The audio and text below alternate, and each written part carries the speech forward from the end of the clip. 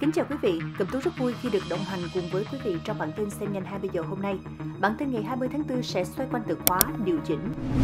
Thành phố Hồ Chí Minh đang và sẽ cấm các phương tiện lưu thông tại một số tuyến đường để tổng hợp luyện diễu binh, diễu hành. Cụ thể ra sao, các tuyến đường được phân luồng và điều chỉnh thế nào đã được chúng tôi tổng hợp trong video sẽ gửi đến quý vị trong một vài phút sắp tới.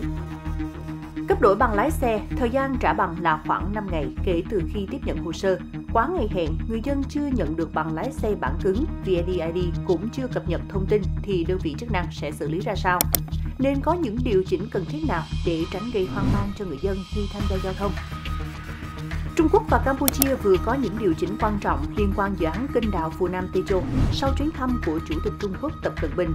Campuchia cho biết Phnom Penh và Bắc Kinh đã ký một thỏa thuận tài trợ trị giá 1,156 tỷ đô la Mỹ nhằm thúc đẩy tiến độ thực hiện dự án.